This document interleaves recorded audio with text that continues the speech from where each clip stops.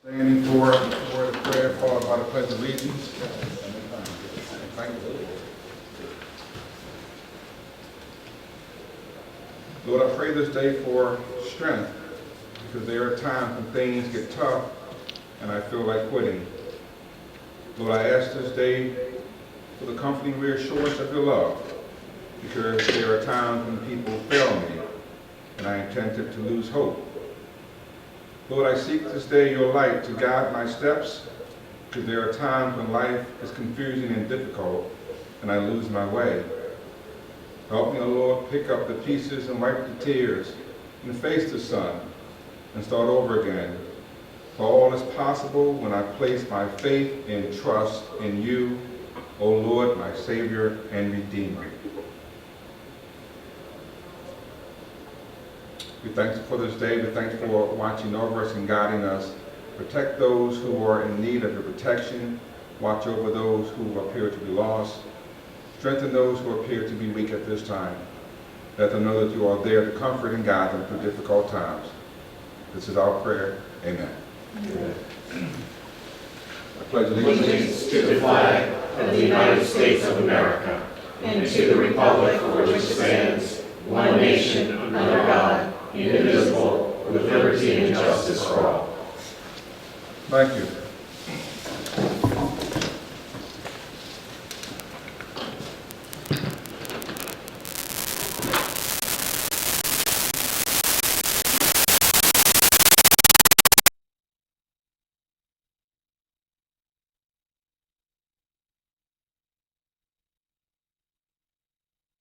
Any additions, deletions, or corrections to those minutes? Hearing none, the chair will move that they be accepted with unanimous consent. We also have the disbursements from April the 21st and April the 28th. We all had a chance to review those in Granicus and to ask questions of our finance officer. The chair would ask, are there any additions, deletions, or corrections to those disbursements? Hearing none, the chair moves that they also be accepted with unanimous consent. Thank you. Council, next on your agenda, we're going to get an update of the COVID-19. This is the Coronavirus Aid, Relief, and Economic Securities Act that was passed by Congress. We're going to have with us Mr. Clay Stamp, our Director of the County's Emergency Services, and also Assistant County Manager. And I see walking in now is Dr. Fredia Wadley, Talbot County Health Officer. Good to see both of you.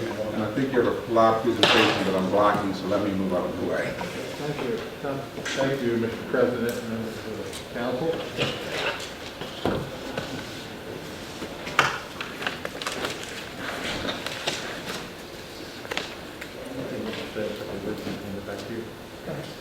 Dr. Wadley. Talk loudly. When you need me to advance it, just tell me. Yes. Thank you. I said you'd bring that. I am. Okay, thank you. Thank you all very much for having us in this evening. So we're here to, Fredia and I are here together to give you a presentation of an opportunity and to share a strategy with you that we would propose going forward that would help us address some of the challenges that we're facing with the coronavirus, the pandemic. I'm going to start off by saying that we certainly, Fredia and I both appreciate your support, and we recognize that this crisis that we're facing right now is multi-pronged, and clearly the life safety piece of it trumps everything.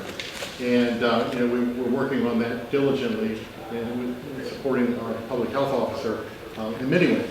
But also we recognize that there's an economic component to this, and we've been working really hard with our business community to facilitate calls, and Cassandra's here as well. And she's taking the lead to try to open that two-way communications with our business community. So number one, they find out what we're doing and they have a feel for that. Number two, we hear what's going on in the community. And we start to bring in added value solutions to them, like bring speakers on the call and what have you. And we've been able to see certain things pop up like, Feed the Front and the family meal. And going forward, we know that we have to address this epidemic, this crisis that we're in a comprehensive manner. So now we have been given an opportunity to receive some funds passed down by the federal government to the state government and then to county government there's many columns of this CARES funding that's coming out of Congress. And there's funding going to hospitals. There's funding going to schools. There's funding going, what we're here tonight to talk to you about is a stream of funding that's coming down to public health, local public health, and county governments. And I don't want to get ahead of myself, but it comes in 2 phases. And we're going to go over the numbers with you. Fredia's going to walk us through this presentation, and then we'll answer questions.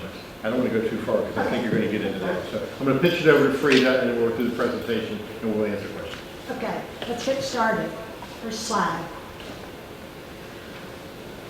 I think probably this is the first time I can remember when there's been $6.4 million and such little guidance from the federal government. That is one part of it, of trying to put this plan together. We know that it sounds too easy right now, and later on you'll find out it's not that easy. There'll be some very close looking at the plan. Our timeline is only from March 1st until December the 30th of 2020. The money is divided. The first phase, a little over $3.2 million for all the health-related costs, and that can be in the public arena or the private arena. And the other phase is $3.2 million, and that can go for county costs, the way they see the best way, I guess, to get back to something close to normal. That second half does not have to be health-related. It can be used to replace lost revenue. That's probably the one big guidance.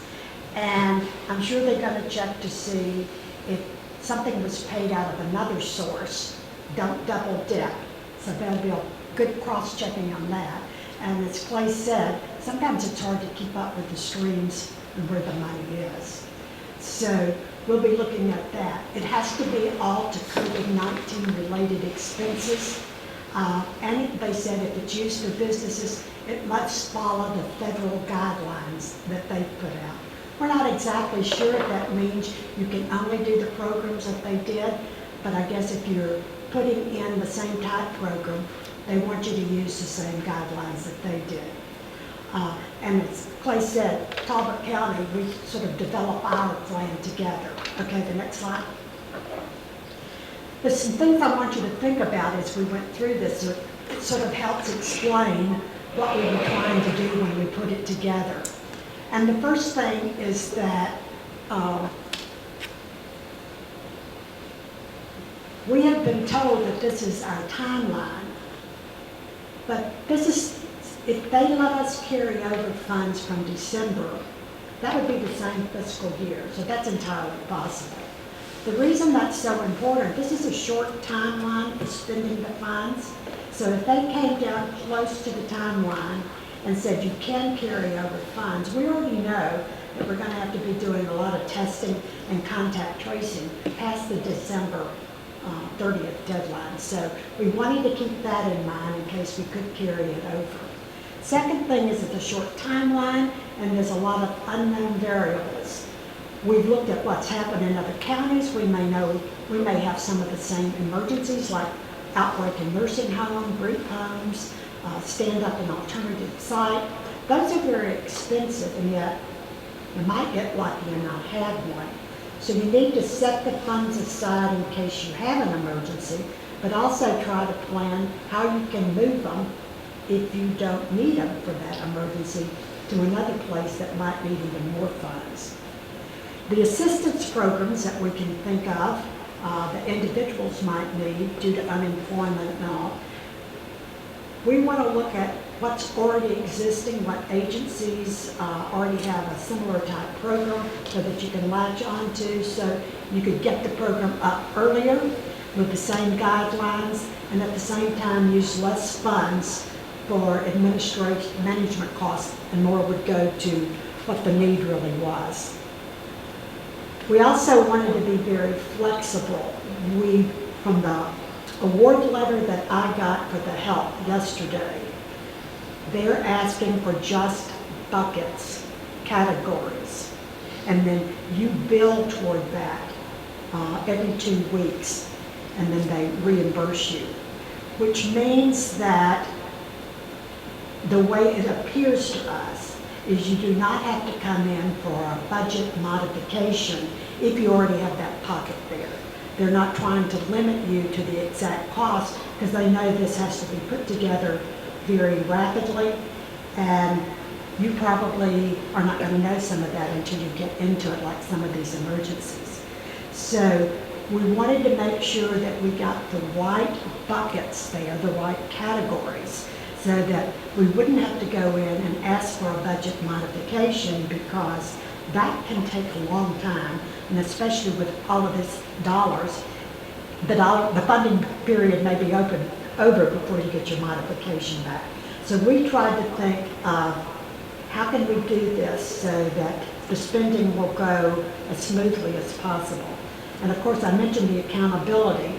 That's another reason if you go with already an approved program with guidelines, then you'll be able to account for that much better. And we're, as I said, looking at the resources, other sources. But one of the things we want to be very cautious about, or careful about, is to have a team appointed that can follow those expenditures very carefully. And so you can look at what you're not spending on, and do you need to bring up the other item, since you've tried to keep that one to a certain level. So with only 8 months to go, you need to have a team that really will look at that more than just monthly, okay, to see how you need to switch any of those funds to get the best utilization of them. Okay, next slide. Real quick, did they give us some categories to start with? They gave us some categories that you could spend on and some categories that you couldn't spend on. And That's that's like the buckets. So do we have to come up with that all by ourselves? Did we have to come up with the buckets all by ourselves? Oh, yes. Yes. We can come up with the buckets by ourselves, but they did give you some ideas of the type of funds that you might use, or the type of buckets, okay? We just wanted to make our buckets sort of inclusive, and I'll show you that in a minute when I talk about it. We looked at the needs, and as we said before, half of that is for the health-related needs, and we'll go through that. But for the non-health-related needs, we looked at not only the government and municipalities and all, and what they're going to be spending extra on COVID, but there could be individual assistance for those individuals that's been out of employment, probably being pressed with utility bills, rental bills. And then there's also small business. I know there's another source, but do we want to put a small business portion there? And especially if you get to the end and you haven't spent some of the others, could you use it on that? So those are sort of the needs, the big needs that we broke out. Okay, next slide. And our approach to the plan, although this is not as important to you, is looking what we spent May, March and April to get an idea of what's going forward and what we might need for some of those items, but then also look for what we were going to plan to do differently starting May through December. And that just sort of helped us know that we wasn't missing anything and collecting the expenditures that we've already spent. Next slide. So here's the buckets for health-related costs. In fact, after I got the budget letter that they sent out, I probably can condense the first two into one, and that's just enhance the testing. Number one would stand up a testing site, drive-through at Talbot County Health Department, or another site if it's more convenient. But also I put extra dollars in there in case we have to buy testing from private labs. I'm hoping we don't have to do that. I'm hoping that we'll get enough tests, but testing has been a disaster since it started, and I don't want to be left if the private labs gear up and the others don't come through, then we'll still be able to do some testing. And if the state comes through when we have plenty, we won't use those dollars. The next one is a big one, it's contact tracing. If you remember, the governor said there's triggers that we're going to use for when we reopen. Number one is the metrics are going down. Now, a lot of people use the new cases, but since he expected that we'd do a lot of new testing with the testing in South Korea, that when you test, you're going to find more. We know we haven't tested enough. So he said, maybe we should use the number that's being hospitalized and deaths. So we could use that as one trigger, but the next things that have to happen is you have to have the robust testing before you open up, because then you want to test, identify, and isolate or quarantine rapidly to keep the spread from going. It's not able to do that in the beginning because we've never had the testing capability to identify who has it. And then the second one was we needed to increase our contact tracing fourfold if we expected to really be able to handle this going forward. So those two things will be within the health department.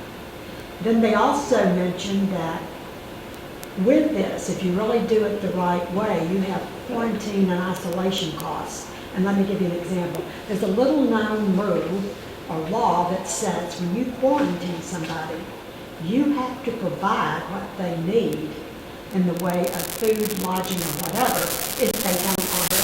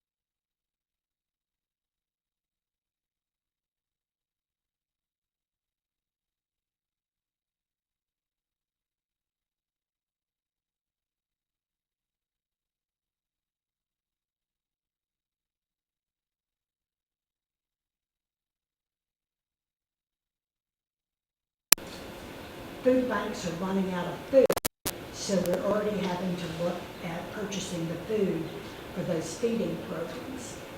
We know there will be problems in paying utilities, especially if individuals in low income did not get paid while they were staying at home.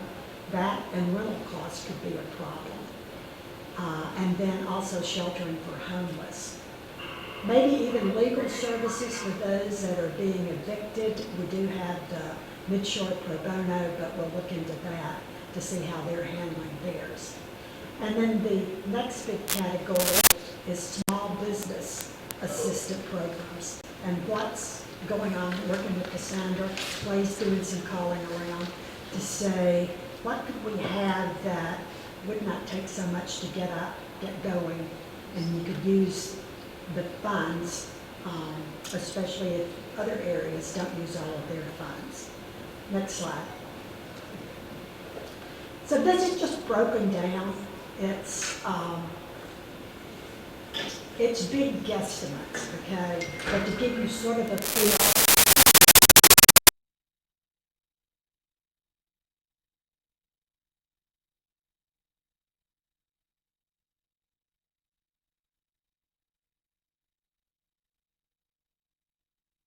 What we really spend on these different items or buckets has a lot of variables, even though it's only 8 months. One of those is if they let us roll over any dollars.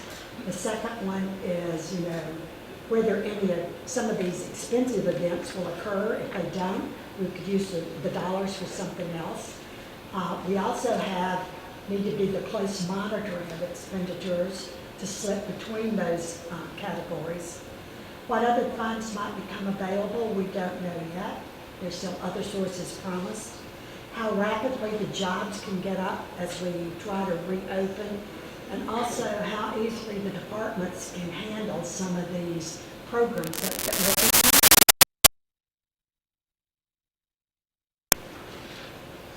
Here's the one thing we like, or the few things we really like, even though we can't put a lot of flesh on the plan, is that we've done one plan instead of two to make sure that we are covering with each to the best of our ability.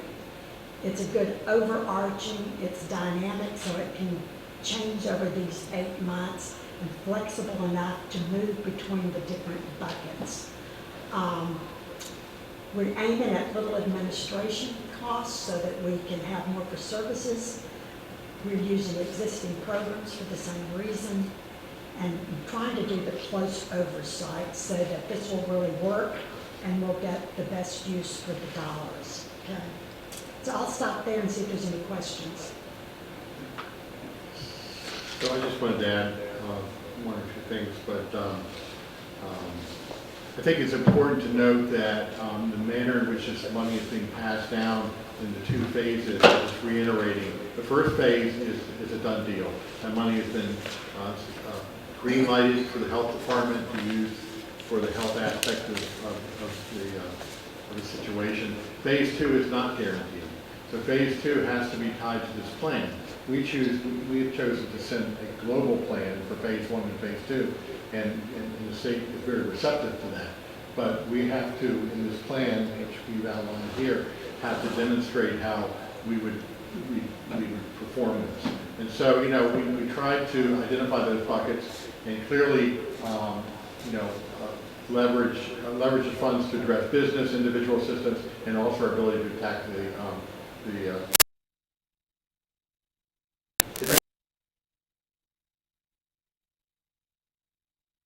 our stakeholders is we're having them collect costs associated with the response. Even our fire companies, other ones, we're having them collect costs and then forecast at the end of the year what those costs are. And in essence, we're creating a needs list. And then from that needs list, there are a number of funds that are going to become available to help us with this. The CARES is one of those funds, and this is the plan we're talking about tonight. But the other program is, we're under a national disaster right now, and the state of Maryland has been approved for a FEMA disaster declaration. So there's funding that can come there, and there's other grant streams. So what we really are trying to do is just identify our needs list and our forecasting, and this is just one of those.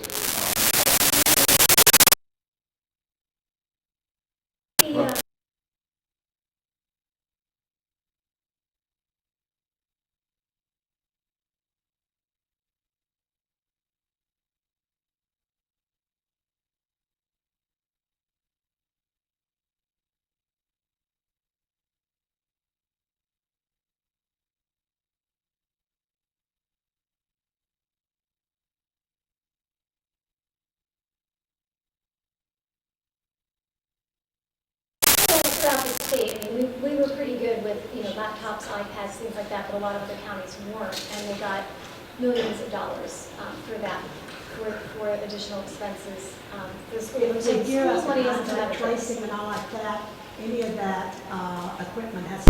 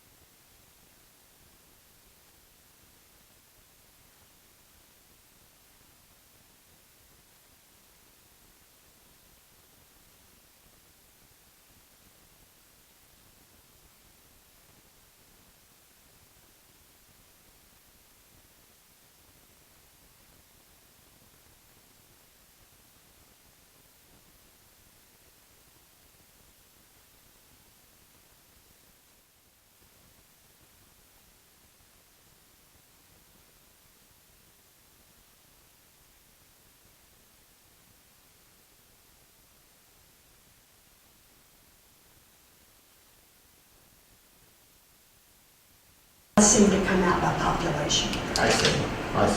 Okay. So the other question I had was like, down the road when we're learning where these categories are and we're shifting money around. So if we see a small business that needs help, so I'm assuming that's where Cassandra comes in, talks to you guys, and that's how it flows into the county. And then the county gives it to the small business. Yeah, so when we talk about the buckets, so Yeah. you're referring to the business sector support. And Yeah. Cassandra would take a lead in that area with her economic development team. Right. And some really, well-respected, smart people in the community.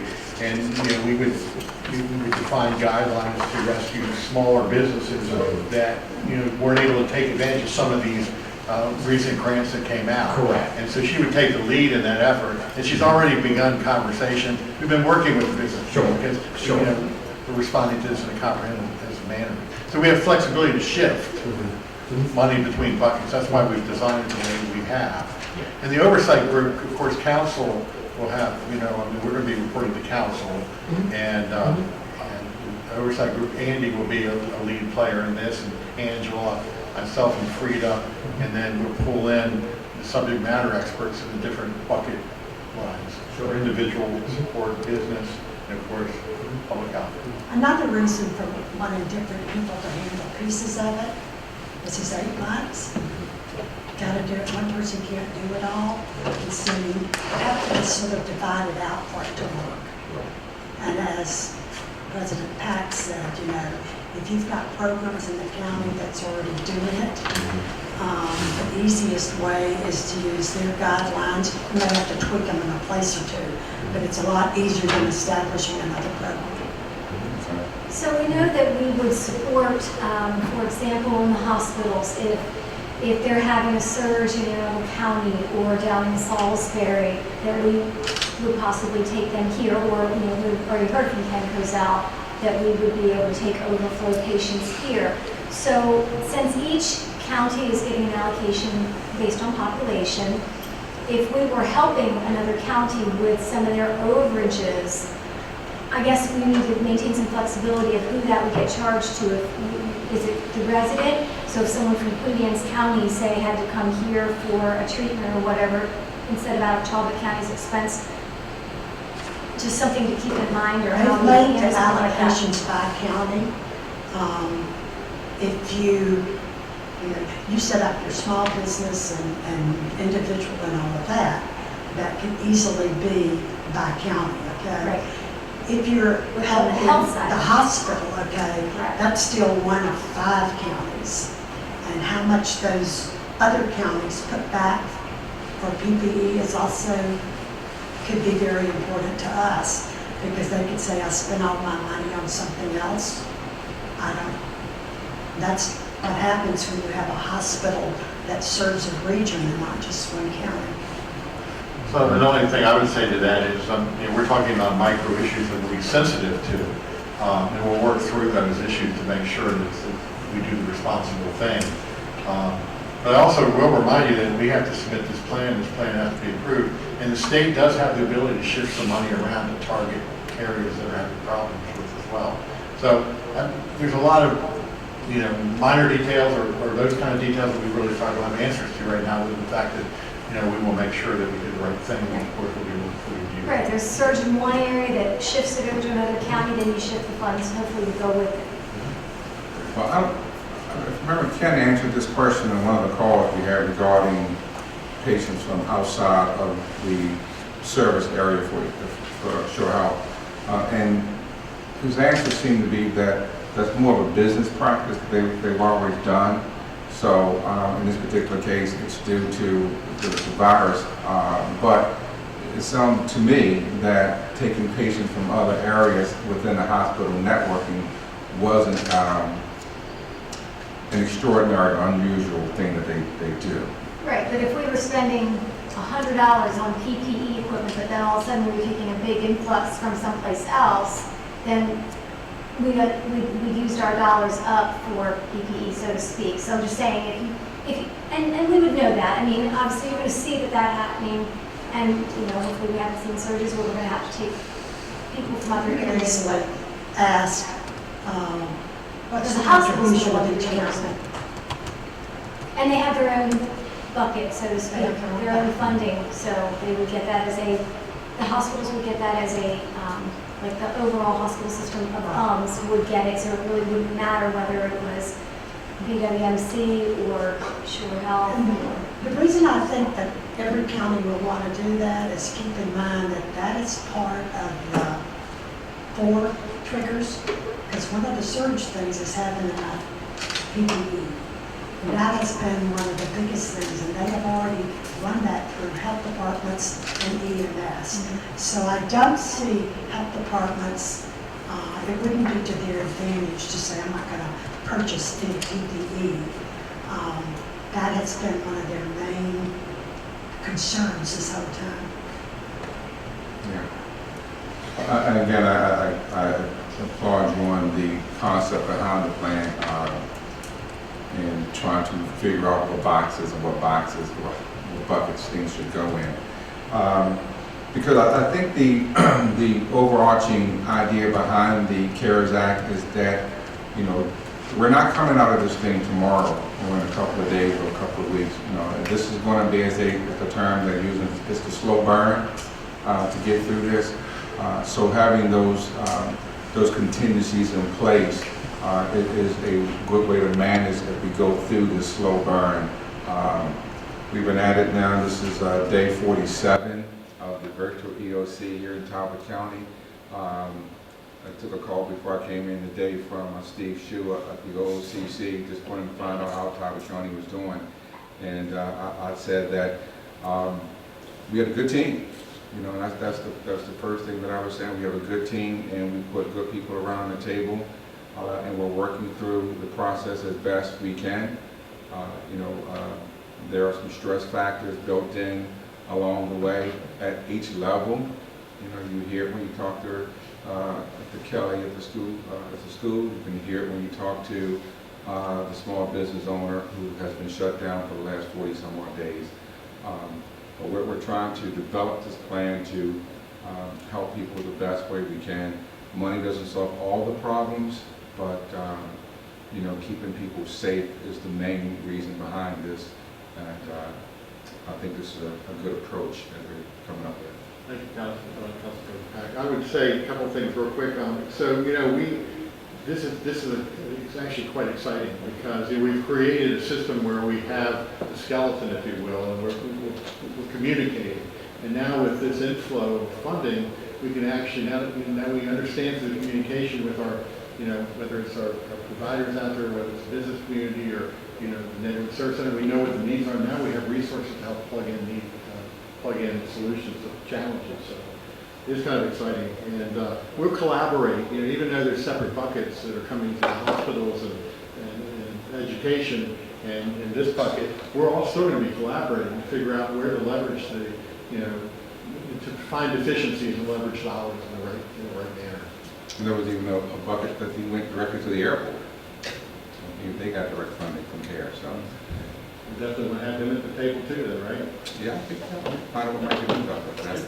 Mr. Packett, if I could just weigh in with my opinion and reading through this, I'm very excited. There's one thing that Talbot County can seem very large, very daunting and lonesome when you're in this. If your business is going under or you've been sent home, the business isn't open where you work. When I look at the different department heads that we have, we've got some of the best people out there. And I love it, and I'm very proud of them. And when I think about our buckets, and I think about the health department that you guys, and the health industry that you guys control, the business sector with Cassandra, think about the Charlie Brooks, the senior centers, Marilyn Neal at the Neighborhood Service Center. These are all some of the most compassionate people that I've ever met. And they're willing to listen. And if you go to the Talbot County website, their contact information's there, and they know how to help you. And this is going to be one of the greatest tools that we have to be able to give back and help these people. And I greatly appreciate all the work and stress that you both, or all three of you, have been going through and will continue to go through this year. But I want the community to know that you are the ones that's going to keep this community afloat, not us. So make sure that they know that they can reach out to you guys. You've got the compassion. You'll listen and help and put them in the right direction. So thank you for being who you guys are. Okay. it's my only 2 cents, but that we look at the post-traumatic mental health side of it and maybe include something else in there for that. But we have Beth and the Four Seas and that group, I would bring them in for that treatment. So, but that, other than that, I think the plan is good. I'm ready to go. I need a motion. If there's no other comments, no. Okay, we need a motion. So moved. Mr. Cummings. Second. Mr. Billy, any further comments or questions? Madam Secretary, we're all, you got time. Please call your roll on the, I'm ready whenever you are. Mr. Pack? Aye. Mr. DeVillio, Aye. Mr. Callahan? Aye. Ms. Price? Aye. Mr. Risher? Aye. Thank you very much. Appreciate it. Thank you.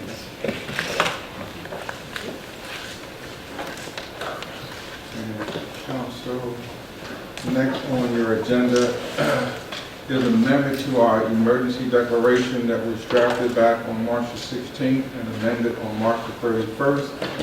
Mr. Cooper Smith has rejoined us from his maternity leave, but we're happy to see him again, and congratulations to you, sir, on the new addition to your family. How is the family doing? It's complete chaos, but a lot of fun. Okay, good seeing you. Okay, the declaration, Madam Secretary, where are you? There you are.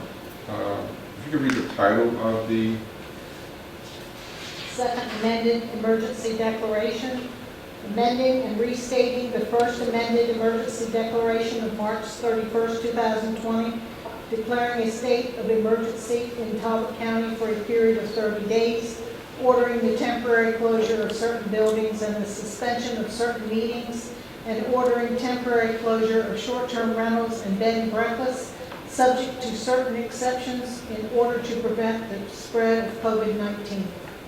Thank you very much, Madam Secretary.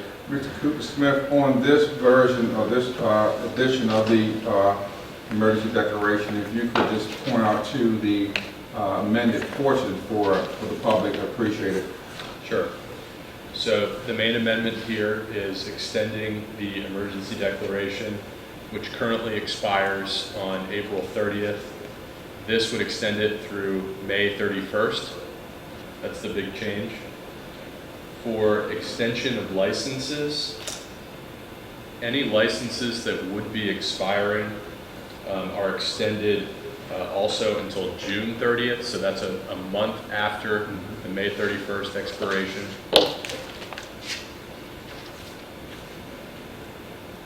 And then we added some language in section 10, which is the short-term rental section, to clarify that no new reservations can be made during the period from March 31st through May 31st. So no new reservations while the declaration is in effect for that period, but you could be making reservations further out for events this fall, later this summer or this fall. So there's language that clarifies that. Thank you very much, Mr. Cooper Smith. Any questions regarding the amended emergency declaration before council?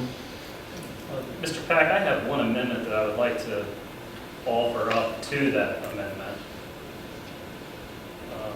Just amending it to change it from 30 days to 15 days to more in line with the press conferences that our governor's holding. My thought process behind that was if we go to May 15th, we'll have the May 12th meeting, which that'll give us, what, 2 Fridays of the governor's speeches, kind of get an idea of where he's going so that we can plan to extend or where we need to be. So you're having a shorter period rather than a full 30-day period for the declaration? Yeah. You can always change the declaration if we need to. I mean, we're trying to stay consistent with the health component of the declaration, not so much the artificial date that was put in place for the schools. Sure, and sir, I understand that, and respect that. I like the flexibility because if we're when you look at the different states and what's going on around us and what our governor's doing, I feel that he's making changes pretty regularly. He's kept a lot of things open, in his schools especially, that other states have closed. And right now, his plan is to come back on the 15th to give us an update on that. I like the idea of having the flexibility to follow his lead opposed to us trying to come back and make changes. But we can. I mean, We can. if we see that our numbers are trending statewide, we always can come back and revise the declaration. So either way, on the 12th, we can say we're going to cut it short, or we're going to, but if we go the full 30, and things change, to your point, we just say, Change it. the declaration's Yeah, you don't over, it's need- like a burn ban. And that way, if we, we don't have to come back and change it if things don't change enough to, you know, what I think we would all like to see. So I think it's 6 one, half dozen the other, Right. really. If things are that improved that well, to your point, then on the 12th, we can make that change. Yeah. We could be behind the 8 ball or in front of it. Well, I mean, that's your perspective, but if things were to improve that dramatically over the next 2 weeks, come the 12th, then we could change the declaration to either lessen that time as far as STRs. But if things are the way the projection from our experts, from our health officer, and from our emergency service director is that, you know, we haven't even seen this flattening of this curve. I don't think that the 15th is going to give us that time that we're going to see, looking at the data, that the numbers are going to drop off to where we can relax STRs from the 15th, in my opinion. I mean, we're still trending statewide high as far as the number of deaths in the state and the number of positive tests, which we knew we were going to get. We knew that. Mr. Stamp, you have... The only thing I would say is I would like to highlight that the declaration of state of emergency is an instrument that allows the Emergency Operations Center to do its work. And so that will be required probably for a while because not only are we combating the life safety crisis, but we're also working on the economic front to try to work that as well. I think the issue may be that you want to relax provisions within the declaration at some point in time sooner than maybe later. For example, with the STRs, you may, on the 15th of May or whatever you decide to back that out, but allow the instrument of the state of emergency continue to allow us to continue to coordinate. I mean, I don't, as long as I have that state of emergency in place, the core state of emergency allows us to do our coordination work. That's what the only thing that concerns me. I maintain that in place. But again, the provisions within that may be concerning or may need to be relaxed could be done at any time you feel appropriate. Right. I agree. I mean, I was scrolling through these things, and they don't really have anything to do with the stay-at-home order, so to speak. Even if, and let's hope that the stay-at-home order gets lifted in the next week or two, that doesn't change most of what's in here as far as what Director Stamp has to do and the procurement. And you probably lose out of stay-at-home order. You might not get back into having board meetings, or we might still hold our meetings like that. And if you scroll through it, we might not want to open the public buildings right back up, even if you don't have to stay at home. You still don't probably want people running here, there, and everywhere. So if you really scroll through what's in here, there doesn't seem to be any reason to do that. And I guess my thought process was that if schools are going to open up on the 15th, if the governor's okay with putting 30 kids in the classroom, then I sort of feel like that's not... that's kind of where we're going. Yeah. And he's been making a lot of decisions along those lines. And so that's why I was saying, why don't we correlate with his time scale or timeline of the 15th? I'd rather take off these, so say, for example, number 5, closure of public buildings. If school starts back in session, well, then obviously we probably get rid of a portion of number 5. But there are certain things that are in here that I think that the county manager and the emergency operations manager still need for sure. And so just like the governor's going to be loosening things up little by little, we're probably going to pull things out of here little by little rather than the whole thing. Yeah. You got 30 days. If they improve, I mean, aside from what the government stated, that 15th is not going to be a magic date, and that date will probably be pushed back again, as it already has been twice already. So I would not put that artificial date in this document, because it probably more than likely will change. It will change. He didn't lift anything this past Friday, not even outdoor activities, so it's going to be, unfortunately, really rough. I don't know. So I don't know. I guess I reached out to some, our Board of Ed, and I thought you know, I mean, maybe it's two totally different issues, but I just feel like if we're pushing the can down the road 2 weeks at a time for schools, and school is a community. You've got adults, you got kids, you got everybody going in and out of it. There must be a thought process there. And so that's what I was thinking, that he has a lot more information than us. So I was thinking, why don't we just align with him? It was my thought process. Where I was going. Well, we are. I think the document as drafted is aligning with the overall state stay-at-home order and emergency declaration. The artificial date of 15th for school, I think, was just a date they stuck in there to shoot for. And as you very well know, we have not seen that 14-day, even close to that 14-day descent on deaths statewide. I was on a phone call earlier today with a representative from Prince George's County. And you're talking about a county that's being hammered right now. They are being literally knocked out of the box with this thing. So, and what's happening just to our south in Wacomico County, you know, with what's happening down there. So, no, I don't think the 15th date needs to be inserted here. We have that 30-day window. If things do, by some miracle, start to improve, then surely we can come back and make those revisions that Ms. Piper said. Open up county buildings would be, you know, a good start, you know, if things were to improve. You know, I'm hoping that they start looking at us as individual regions, you know, Eastern Shore and Western Maryland. I mean, Right. we haven't had any new cases in a while. We've had, you know, just the one death throughout the whole. We haven't had our nursing homes hit. I know some of the Republican delegates have said, why not start looking at things like, let's just like every state is not the same, regions within the state. So I don't think this does any harm. I'm with you. I want this to open up as fast as possible, you know, especially as a small business owner. We want to be able to do this stuff. But I think we have just as much flexibility on the 12th to amend it as to extend it. I'd like to comment on it too, Mr. Pack. I think it's a very good suggestion. I could go one way or the other with it. I think it's, you know, when the governor is throwing these you know, May 15th, and sort of, sometimes that's a feel-good number on the date. And I'm not so sure it's realistic either. But to some of the things that Clay has indicated, which are very good points, and I really appreciate that, Clay. You know, there probably is going to be a period in the month of May, towards the end of May, that, and I'm hoping you agree with me, that we have to start getting Talbot County in line of going back online too a little bit. That's one of the reasons that my amendment will be talking about just for 1 second after this. So I just keep pushing the can down the road a little bit.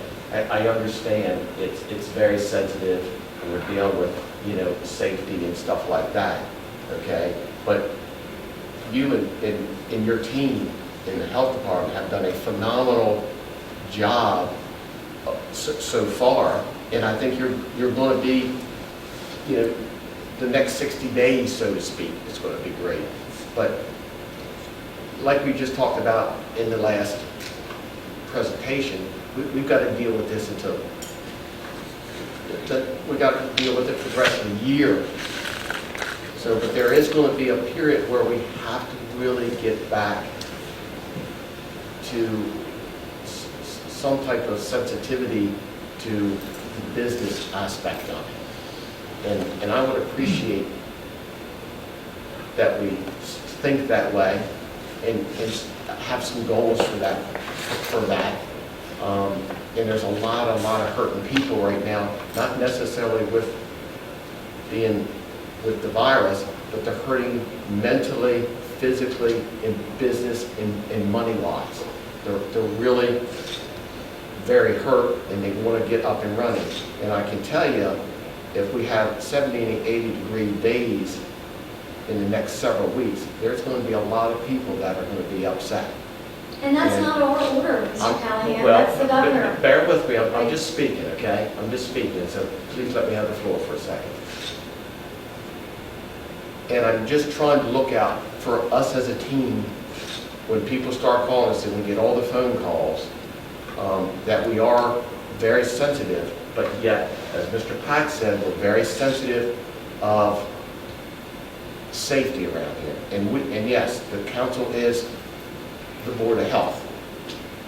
We are, and we make those decisions.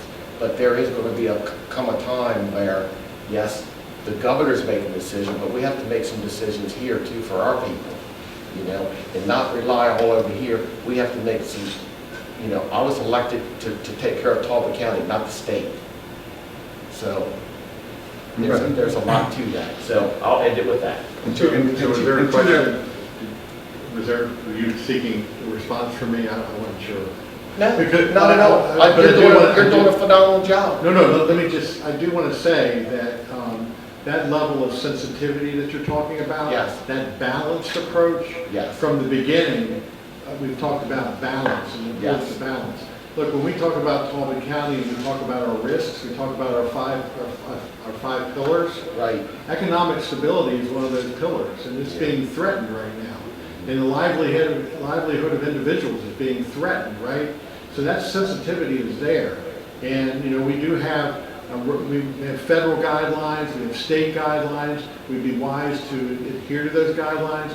But, you know, I assure you that working for you, your team has that level of sensitivity and that balance. Because this crisis is not just about the virus. The crisis is all about, it's also about the economic impact to people that were on the edge that are now in trouble. So that sensitivity, I just want to assure you that sensitivity is there. And I'm sure it is. I'm sure it is. And to this amendment and to the next amendment, the reason why I won't be supporting either is that until I hear from my health officer and my emergency director that we are ready to modify or terminate this document, I'm not willing to go down that road because it's not supported by any medical data, any health-related data to say we should be making this change, that we should be allowing people to come back into neighborhoods any earlier than it's safe for them to do that. And I mean that. Yes, people are hurrying across the board. I get phone calls too. You're not the only one people call or email. But this is not supported by anyone in the health profession to make this change. And just because the governor has thrown out an arbitrary date for school opening, which probably will be changed, we should not take that. You know, you can't scold him on one hand for not giving you an answer, but on the other hand, use his date, his artificial date, to stick it into your document. That just seems like, you know, it basically, it's disingenuous. On one hand, you're saying, you know, he's not doing enough, he's not giving us a date, he's not giving us information. Yeah, but let's use his artificial number, stick it into our document. Why? When there's nothing to support that at your local level for doing that. Nothing. Your health officer doesn't support it, your emergency director doesn't support it, but you want to change the document artificially. I mean, there's nothing in our emergency declaration that shuts down business. I wish we had that power. Truly, I do. There's nothing in our document that makes people stay at home. There's nothing in our document that keeps our kids from going to school. We cannot override the decision being made at the state level. I wish we could. And as soon as we have the authority to do that, I will push as hard as anybody to get things opened back up. If the governor comes down with saying, okay, we're going to do things by region, you're darn right I'm going to look at our region and look at our data and look at as much at the economic as I am at the health, because to me at this point they're equal. You are going to have people with mental health problems, with suicidal thoughts, with all of these things from being poor and not being able to collect, businesses that don't qualify for these programs. You know, I'm one of them. I didn't qualify for it. Yeah, I'm open, but we're still struggling. Make too much money. So, you know, I had to lay off my employees. So I get it. I know you get it. And you know, those who own a small business, I know you understand it. Your museum's shut down. You don't know what's going to happen and the philanthropy that's drying up. So as soon as we have the authority to make those decisions, I will be your head cheerleader for that one. All right, But there's absolutely. nothing we can do right now. And as I said, coming in, I got a phone call before I left the house from Steve Shue. He's been sharing a lot of the phone calls from the governor. He was asking, how's the county going? He wanted to take a pulse. And I did share with him some concerns that we had. And you and I talked about it earlier today. There are some things about the state plan that I personally don't agree with. I don't agree with the fact that you can go into a car dealership and purchase a car, but you can't go into a car wash and get your car washed. I don't agree with you can go for a long walk by yourself, but you can't play on a 250-acre golf course. I don't agree with the fact that you can take a boat out and to go fishing on a charter boat, but you can't take a boat out for a recreational ride. So there's some things about their decision that I don't like either. I really don't. And I made that case when I talked to Mr. Shue earlier today. So we'll see. If they're making these phone calls and want to hear from counties, then hopefully they will start incorporating some of these changes, some of these small changes in place. And I certainly will agree with Mrs. Price. I think you have to take a reasonable approach when you're doing this. If you look at Garrett County's numbers and look at the Eastern Shore numbers, with the exception of Wacomico, the infection rate here has been dramatically lower than what's happening in Prince George's County and what's happening in Baltimore County. So when we look at, hopefully when they look at these openings, and I know the governor is sensitive as well. I know we've been on this for a while. I'm going to call the vote in a second. But I know the governor is sensitive to opening one region, maybe Deep Creek and Garrett County, and then everyone flock out there, and now Garrett County sees this fight. And I know he's sensitive to that, and I can appreciate that. But I hear what you all are saying. I just don't feel that artificially placing a May 15th date is the right way to handle a health issue in the county. I really don't. So, if there's no further comment, there has been an amendment made. I need a second on the amendment.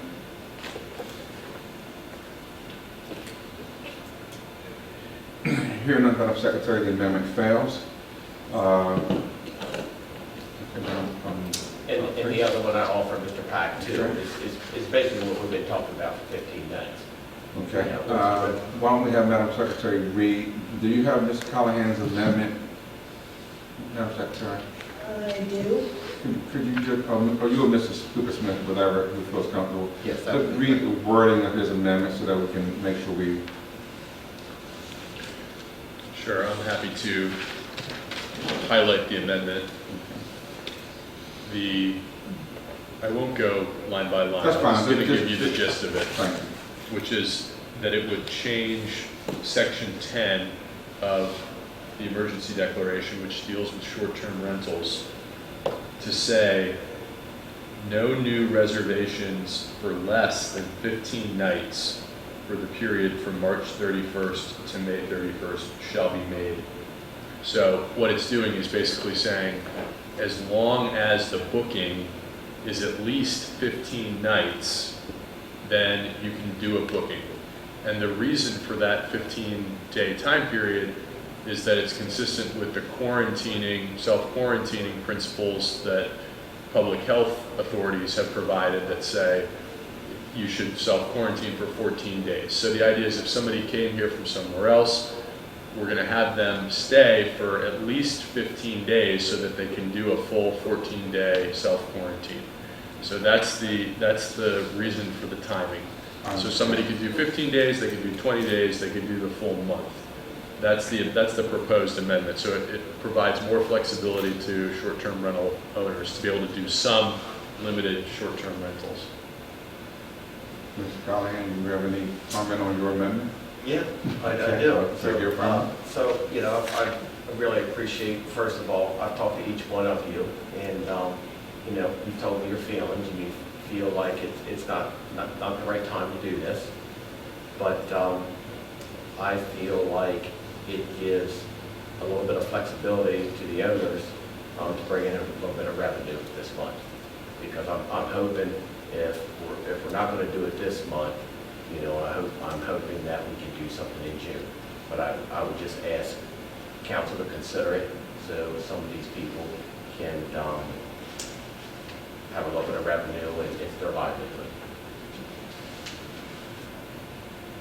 Well, everybody's livelihood is being hurt, and the whole purpose behind was we've done such a good job here. Look at our numbers. The last thing we want to do right now is to bring people here. There's nothing to do. The hotels are, I believe, I've read some information, even the hotels are not taking in any reservations at this time. We still have it available for, emergency personnel if need be. We would certainly accommodate that. But at this point, our numbers are so good. I think the last thing we want is for them to come here. There's nothing to do. Nothing's open. No restaurants. No, and then the only thing they do is be going, possibly bringing that virus with them and going into our grocery stores and possibly infecting other people.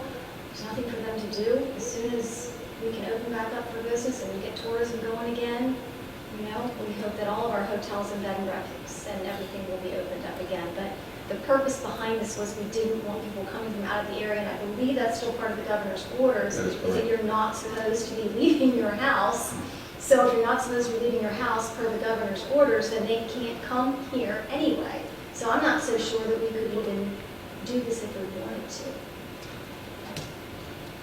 I mean, if you look on any of the overhead road signage around the state, and I'm assuming in other states as well, it says essential travel only, essential.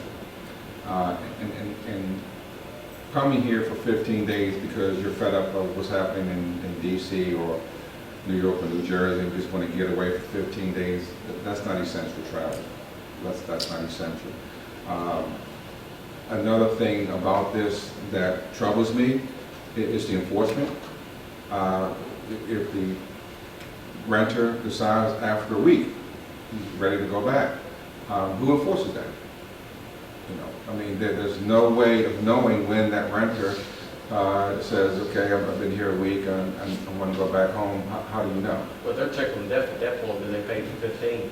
Well, but it's not the point of the money, it's the point of the unnecessary travel and and the risk of transmission of this disease. Money aside, yeah, money is important. It is important, and it has a purpose. But it's the transmission of this disease that you're playing with here, Chuck.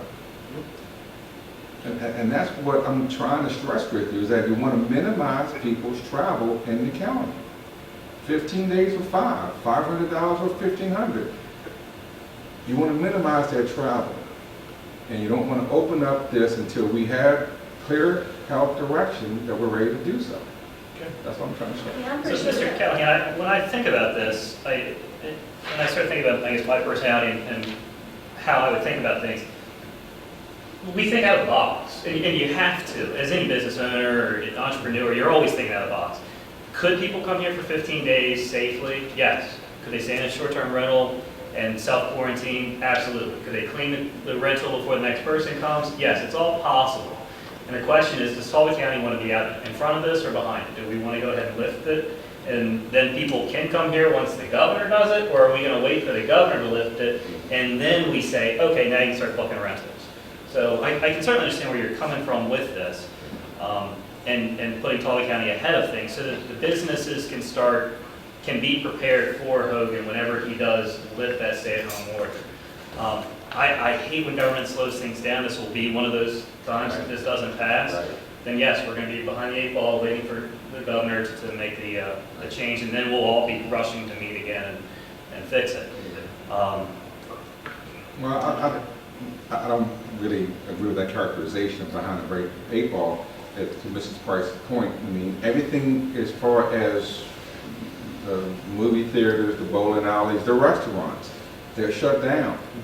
Bring someone here for 15 days on an unnecessary trip to do what? To self-quarantine for 15? You can do that in New Jersey. I'm pretty You sure can we do probably that in should DC. do He this. doesn't need to come here for 15 days to self-quarantine. No, we're not saying quarantine. We're not even. Well, to Mr. Cooper's point, the reason why the 15 days, I'm assuming, was the date, the number of days that was selected, was because that's a quarantine period. Well, you can do that at home. You don't need to come here to quarantine in our neighborhoods. I don't get And it. not that we're inviting, and obviously this is not an invitation for that. The governor still has the stay-at-home order in place so people can't even come here. It's just a matter of, do we want to put the cart before the horse? Well, again, we got the 12th. We've got a couple more weeks, and if he lifts the stay-at-home order, we can change this on the 12th. We can meet and declare a special legislative day anytime we want if four of us agree, and lift any or all of these orders. So I don't think that we need to get behind the eighth ball. I think we're all very much paying attention to what's going on, and we're antsy. I get it. We want people to come here safely. And as soon as we're able to do that, I think we're going to be all for it. And actually, from a billet standpoint, you want to be behind the eight balls, you want to knock it in the hole, so that's where you want to be, right? You're shooting pool. Anyway. Unless you're playing that game where you don't want to sink the eight ball. Right. Right? So we have a motion by Mr. Callahan. We had a chance to kind of kick it around a bit. We had a chance to talk about it. I need a second to the motion.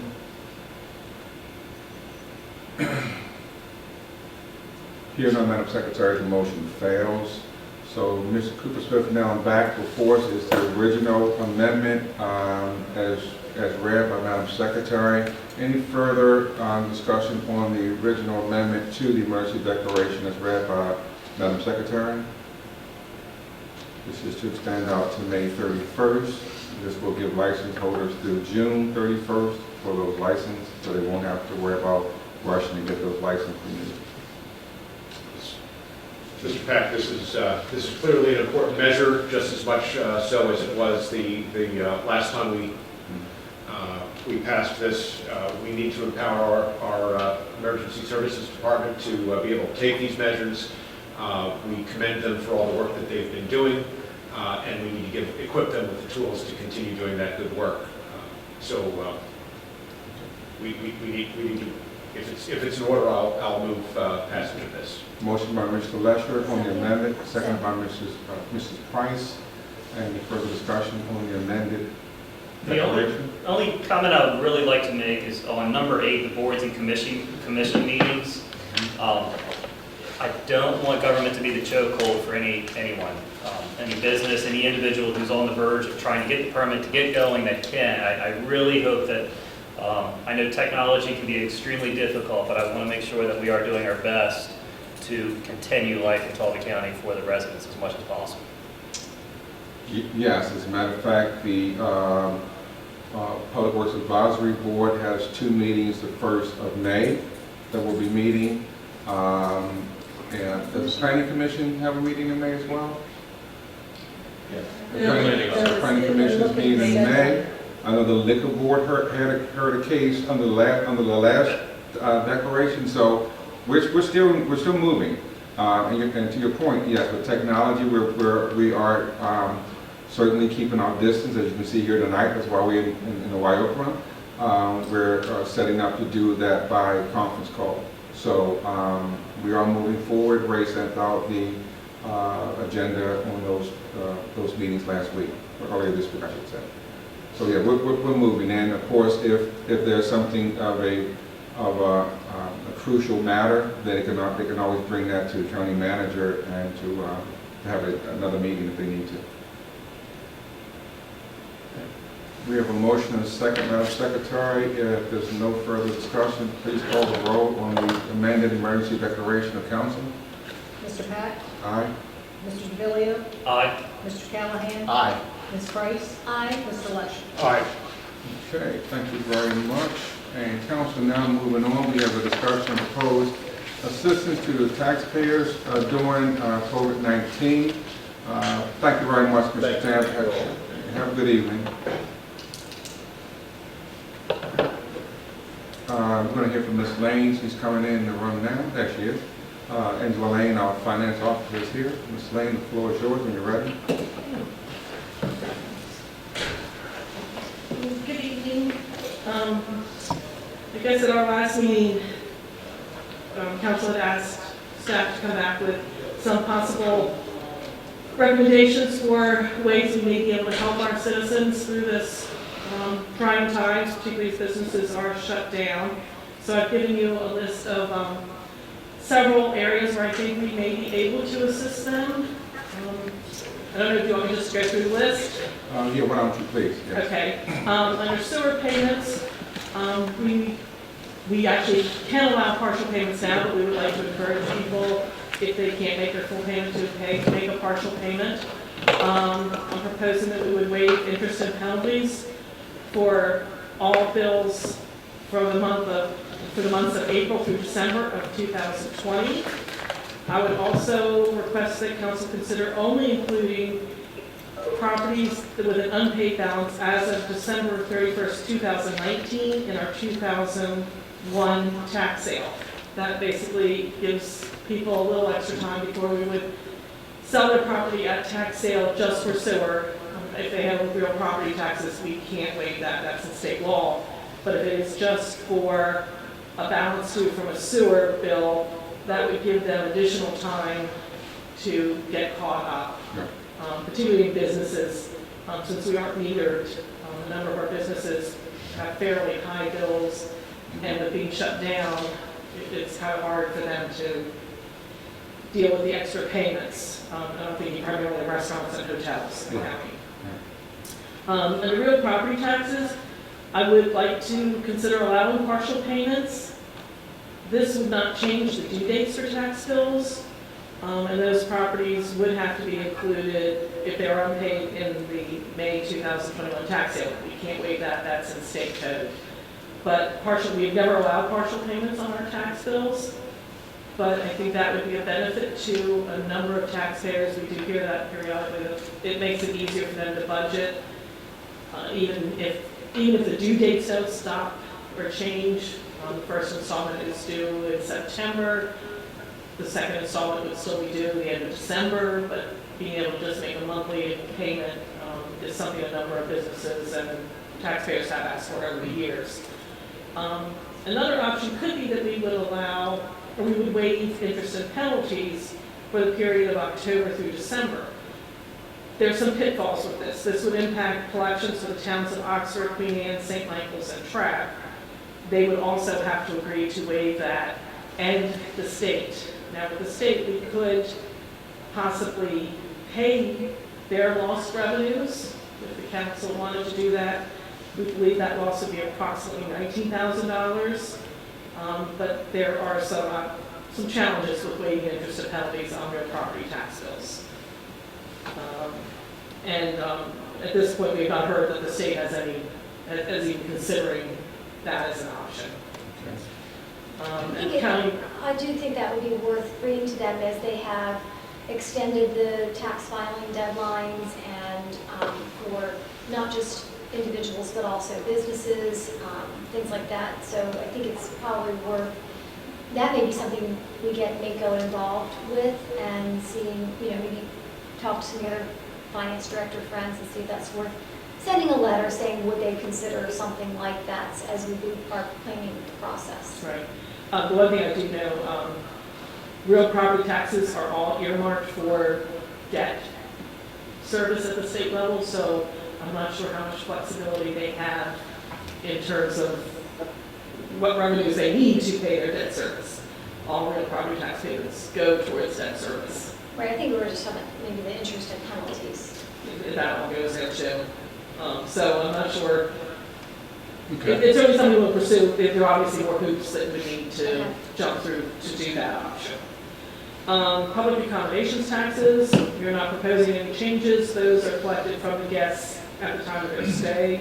Nobody's traveling anyway, so. Right, so it's not a big issue. The mobile manufactured homes, they pay $50 per unit per quarter. We are proposing that upon request of the property owner, we would defer payments for the quarter ending June 30th, 2020 and September 30th, 2020 until December 31st.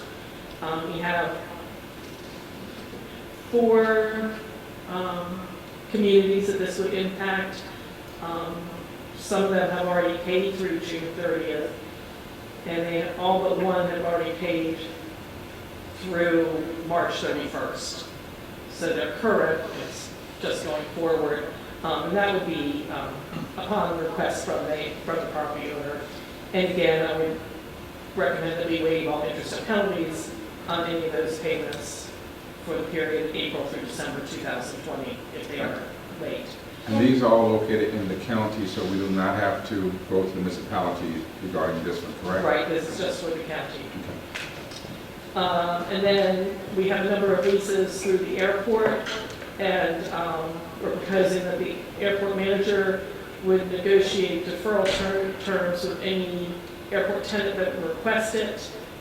They've worked with the Office of Law, working on amended agreements, and right now the deferral term would be for an initial period of 90 days, and at that point it would be reevaluated and extended if necessary. No penalties and interest would be assessed, and at the conclusion of the deferral period, they would be developing a repayment plan for the lost rent revenue at that point. And there would be no deferral for fuel bills. Thank you, Mr. Lincoln. Well, we have our airport manager, Mr. Micah, here with us. Micah, let's start from the bottom of the page and go up since you're here. Okay. You can speak to your bullet points here. Thank you for being with us this evening, and I'll turn the floor over to you. Yeah, thank you. So yeah, we started looking at this about a month ago when the pandemic really started to hit home. We had some businesses that were immediately impacted. Obviously, our restaurant was forced to shut down, and we had some smaller businesses that do advertising with us, rental cars, things of that nature. They started feeling the impact almost immediately. So, we really have this all across the scale. We have some tenants that their rent is on the lower end, a few $100s. Some that are $1,000 or so. Those are the ones that have come to me and asked for relief right now. I've had conversations with some of our larger tenants that own the larger businesses at the airport. They're doing okay right now, but obviously the longer things are shut down, the more losses that they're incurring, then there may be a need for relief. So really this is a proactive measure to have something in place, something that's already vetted, that we've run through the Office of Law. That way when that tenant comes and says, I'm up against the wall, we need help, we can put them in this vehicle to help them, get them what they need, and then we can work out a repayment plan on the backside. It's also supported by your board, correct? Absolutely, yes. Which is going to be my next question, Ms. Howell. Thank you Yes, very much. that's where we started. We had a special meeting. We talked about all these options with the board. So this is fully supported by the Airport Advisory Board and myself. Yes. It's Ms. Burrs. Okay. So the negotiation would be handled by yourself? Right, and the reason for that, Mr. Pack, is because each plan would be individualized. Okay. Some, depending on the amount of, help they need, we wanted to be able to tailor it to something that fit that individual, that business, and it's probably not going to be a cookie cutter, one size fits all. Some people, they might need 12 months to pay it back. Some people might be like, I want to get current, as quickly as possible. So, that allows me to give the individualized approach to each business. You would write this up, it would go to the office, a lawyer for drafting, and then you would bring it back to the property owner for his signature or her signature when it Absolutely. will be executed. Yes, sir. Okay. Ms. Price, you are rep. Do you have any comment on that? I was not in attendance at that virtual meeting, but, someone paying rent, it's difficult, and even paying it back is difficult. And as I was listening to the presentation earlier about the different funding mechanisms that are coming through, that is someplace we might be able to help small business, those who don't qualify, because just because you can start paying rent again doesn't mean you have enough money to pay the back rent, which every landlord is going to expect, both in the housing community and in the commercial properties. So, I do hope that commercial landlords, now that we are one of them, are going to work with the business owners. And in this case, I'm very supportive of deferring it. And then, the individual business owners have to figure out where they can go get loans or help or grants in order to help pay for the either lost or declining revenues they have incurred during this time. Yeah, absolutely. The overarching goal here is to help our businesses and all of our tenants to get through this. That way they're still there on the other end, and we can give them what they need to still exist. Right. I know some of the banking institutions, when they do the forbearance of mortgages, 90 days or 60 days, what they do is give you a balloon payment at the end of that forbearance period. which is no help at all. That's no help at all. Yeah. You know, instead of amortizing it at the end of the, restructure the amortization of the loan and tack on at the end, they want it all in 90 days. Well, if the homeowner was struggling in the 60th day, surely he's struggling in the 90th day. Yes. So, so hopefully, you guys won't be Oh, doing no, anything with balloon payments and. We really, truly want to help our community Thank you. get through this. Thank you. Council, we have 2, 4, 6, 8 bullets underneath the airport portion of this. Do we want to vote on these collectively, or do you want to take them one by one? Mr. Pat, I've got just a quick question. Sure. For, probably for Ms. Lane, which is, since the airport is an enterprise fund, and if this results in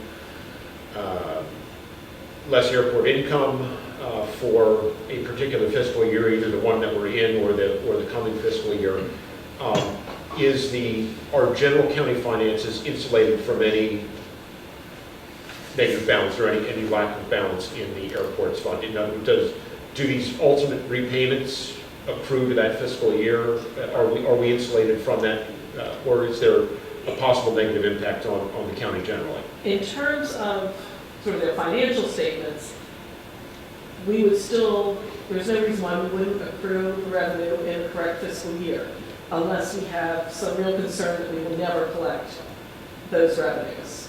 And sometimes we know there are certain tenants who will probably not pay, so we wouldn't accrue that. So the airport, from a revenue standpoint, their financials will look fine. There may be some tweaking for some specific rents where we do have concerns. If at the end of the fiscal year they're in a negative cash position, the general fund will make a loan to cover their cash position at the end of the year. And they would have to pay us interest for that. But that's the only impact, with the expectation that in the next fiscal year, when they collect the rest of the revenues, they would be in a positive cash position. So we can be pretty confident that the airport will pay us back. Yes, and something else too, just to kind of put it out there. Of course, we have received the $157,000 CARES grant that's going to be coming to the airport shortly. So that's going to help the airport, if we needed to adjust for some of these lost revenue.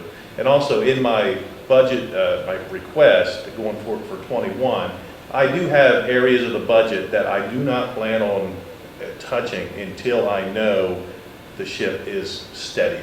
So there's some capital areas that we're not even going to bring up yet, some special project areas. So we have money in the budget that we'll probably wait later in the year to make sure the ship is steadying and this is coming in before we start expending those funds. I really, as of right now, I don't see that becoming an issue for 21's budget. And the board's comfortable with that risk then? Yes, sir. So your question was whether we want to do these 8 Yeah. collectively, so I'll make a motion to do all 8 collectively. Okay, do all 8 collectively? Second. Okay. We're going to do all, okay, I don't know if I need a motion on that, doesn't agree. We're going to do all 8 collectively then? So then I'll make a Okay. motion. Okay, so a motion on all of these 8 items, and Mrs. Lane has already run up to it. Mrs. Price made the motion, second by Mr. Callahan, to accept these assistance for our taxpayers at the airport, or in business owners at the airport. Madam Secretary, would you please call your roll? Mr. Pack? Aye. Mr. DeVillio? Aye. Mr. Callahan? Aye. Ms. Price? Aye. Mr. Lesher? Aye.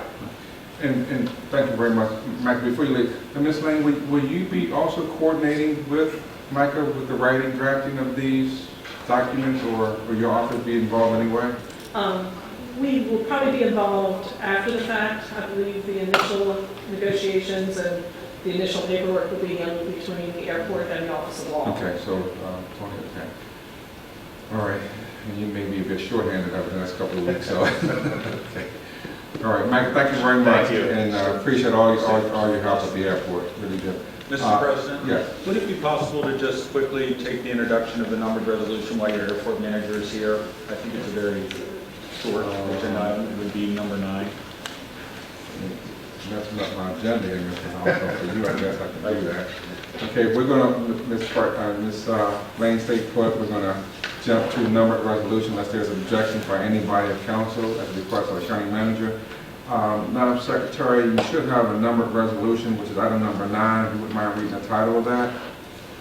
A resolution to approve execution of an option to lease as well as the terms of a long-term lease of certain unimproved land located adjacent to the existing cellular tower on Corcoran Road at Easton Airport to New Singular Wireless PCS LLC. The land to be leased consisting of 414 square feet, the term of the option being 1 year in exchange for the non-refundable sum of $1,000, and the term of the lease being 5 years with rent of $1,000 per month, subject to a 3% annual escalator, and the right to renew said lease for 5 successive renewal terms of 5 years each. Thank you very much. Secretary, Mr. Risher, hear from you, please. Yes, sir. So here's some of that revenue that we're looking for, right? So we've been working on this deal for about a year with AT&T, New Singular Wireless is their subsidiary. So this is putting another tenant on the cell tower. Of course, we have Verizon on there, fully operational right now. We have a deal with T-Mobile. They're still in their option period. We got their option approved and their lease approved before they went into that merger with Sprint. So they actually contacted me earlier this month as well. That merger is complete, and they're going to be moving forward very shortly. So this AT&T is very exciting. This will be a third carrier on the tower. Similar terms, actually the exact same terms as what we did with the previous two. So this is a win-win for obviously the airport, the county, and will improve cell service for users of AT&T services. Absolutely. Great. We need all the coverage we can on that end of the county going towards Cordova. That's right. Absolutely. Any questions of Micah on the cell tower lease of AT&T, third carrier? I guess we're all happy about that. Is that more revenue going to the airport? Okay. Chair would entertain a motion. So moved. I'm sorry, I apologize. This is a numbered resolution. Can I have, by a show of hands, introduction, Madam Secretary, by council, and you have a number for the resolution? Yes, this will be resolution number 284, and the public hearing will be held on Tuesday, May 26th at 6:30. Tuesday, May 26th. Okay. All right, Mike, we'll see you back then. Thank you. Okay, we're going to jump back over to where we were with Mrs. Lane, moving up on our sheet. We have the mobile manufactured homes. This would be a savings for those property owners, $25 per quarter, per unit per quarter, excuse me. Any questions of Ms. Lane on that reduction? There are 2 bullet items here. Do you want to take them separately or together? So, question, Okay. so, any interest and penalties would not be back, so it would start January 1, 21. If they had not been current by the end of December, interest and penalties would start January 1. It wouldn't go back to when they stopped making their payment. Right. Okay, got it. Yeah, and they're all current, with the exception of one who is just behind with their March payment. They actually pay quite well. So I'll make a motion to accept that recommendation on the mobile manufactured home. So you're going to, just that one bullet or both of them? Ms. Both. Both. Okay, we're going to do both of them again. Okay, motion to do both of these together. Can I get a second to the motion if there's one? Second. Second by Mr. DeVillio. Any questions about either bullet item? I might have one. Grant? When you're using the wording mobile manufactured home, what are you actually defining that as? That's what's in our code, is mobile manufactured home. Those are the communities that we used to call trailers. Hyde Park, Swan Haven, Walton's, Mrs. Foster has one. Okay, so we're really talking trailer, not manufactured homes like Barrica. No. Okay. Yeah, just making sure if somebody said something. This is actually the terminology we have in the code. Okay, I was just curious. Yeah, if it comes up. Okay, good. We have a motion and a second. If there's no further conversation or comment? Madam Secretary, on the mobile manufactured home discount, will you please call your roll? Mr. Pack? Aye. Mr. DeVillio, Aye. Mr. Callahan? Aye. Ms. Price? Aye. Mr. Lush? Aye. Okay, moving up, Council, your next item is the public accommodations tax. There's only one bullet item there. There's no change proposed. No change, I'm sorry, you're right, thank you very much, Mr. Investor. So there's nothing for us to do there. Let's jump up to the next item, which is your real property tax bill. Now, this has some nuances to it, so open that up for any comment or question, Ms. Lane, on this one. I would certainly say, I would like to see us be allowed to accept partial payments, Okay, the top bullet there. and then we would, we may have to try to do some more work on whether waiving interest and penalties is even an option, if that's something council wants to pursue. So I do have a question about credit card payments right now. We do accept them, but we're charging a fee? We're not allowed under state law to discount. We're not allowed to absorb that discount. So you have to use a third-party vendor, and they all charge a fee. Right, I mean, as a business owner, I do too, so we don't have to pass along the fee. Under state law, we are not allowed to discount, so we can't absorb that fee. for So if the taxes. bill is $100 and it's an extra dollar for the credit card charge, we have to charge $101? Yeah, we're not allowed to accept them in our offices. Any other comment, question? Okay, so, Yeah, every county uses a third party for property tax collections. Which, everybody, well, other than maybe a big Walmart or something like that, but you don't, as a business, you don't have to pass along the fee. So I just didn't know that about government, that we must pass on the fee. We're not allowed to discount property taxes. Because it's not a discount on property tax, it's just waiving the fee. Right, but then okay. we would be reducing, we would be paying out to the state and to municipalities. Let's move on, please. So the first bullet item is what I'm hearing from Mrs. Lane recommended the council proceed on. Can the chair get a motion on that first bullet item? I can support that, so I'll move in favor of the partial Second. payments. Okay, motion made by Mr. Leisure, second by Mrs. Price. Any further discussion on the allowance of partial payments for real property for FY21? This will be a big savings for our customers. And, Madam Secretary, please call your roll. Mr. Peck? Aye. Mr. DeVillio, Aye. Mr. Callahan? Aye. Ms. Price? Aye. Mr. Lush? Aye.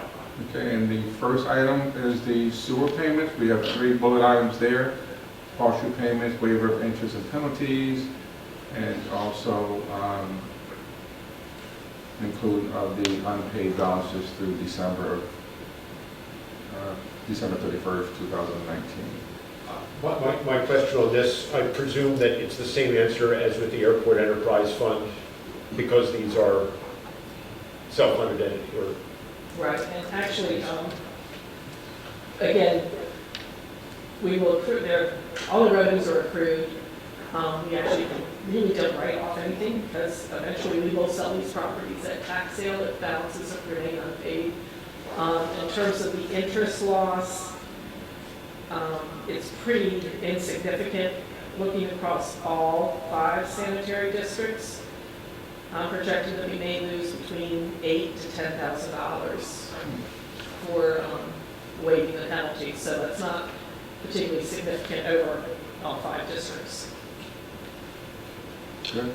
I can move in support of all 3 of these provisions as outlined by the Finance Office. Thank you very much. Motion made by Mr. Lester, second by Mrs. Price. Any further discussion on the sewer payment? Okay. Madam Secretary, please call your roll. Mr. Peck? Aye. Mr. DeVillio, Aye. Mr. Callahan? Aye. Ms. Price? Aye. Mr. Lush? Aye.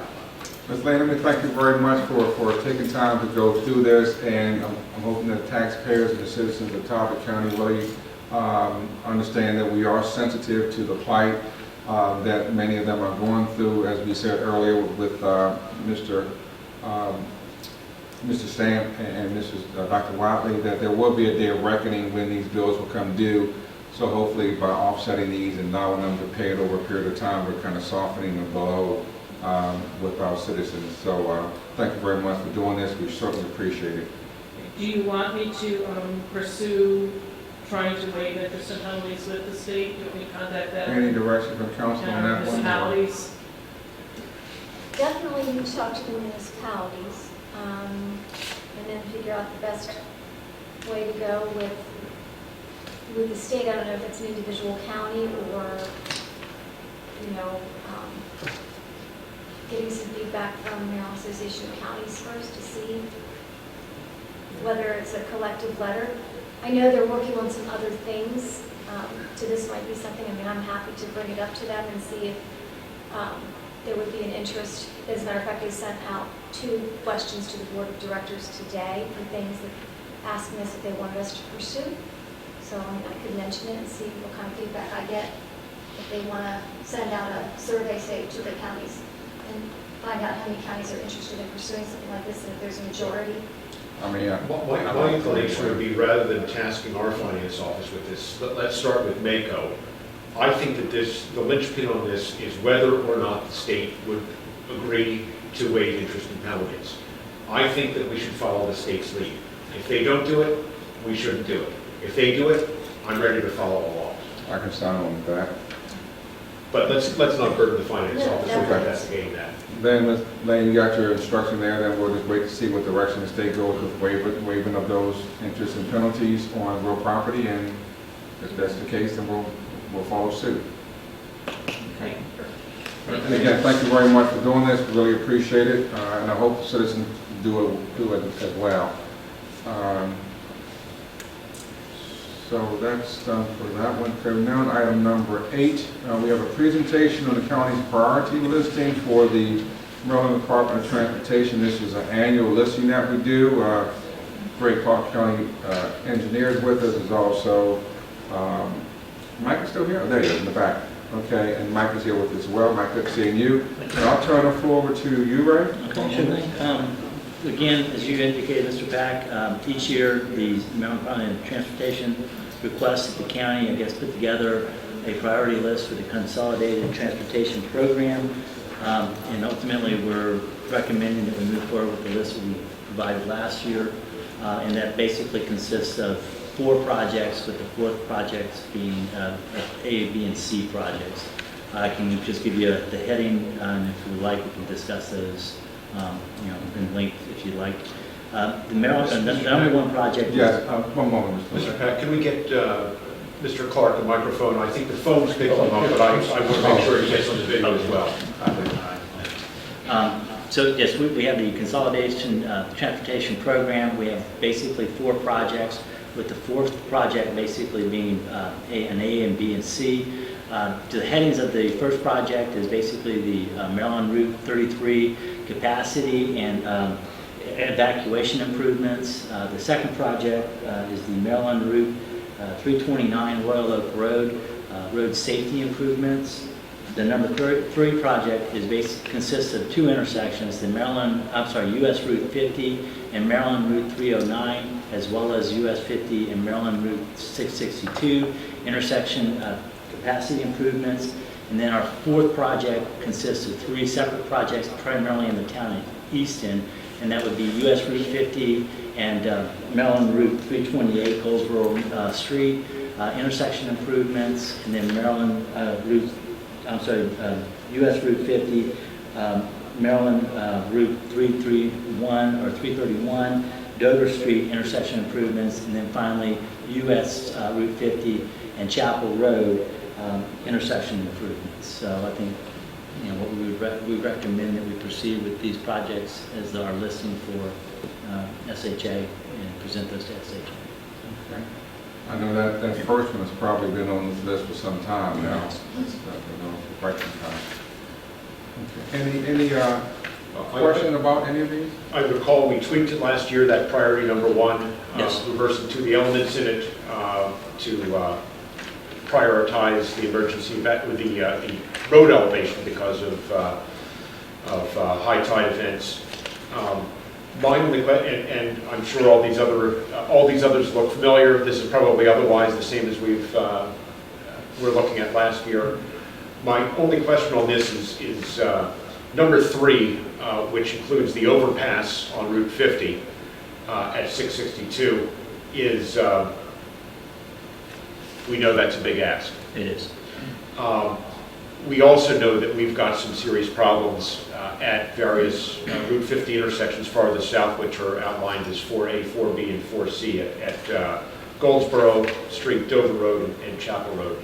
And I wonder, just as a matter of practicality, whether we might, thinking that those might stand a better chance of shorter-term accomplishment, if we might want to elevate those, swap that with priority 3.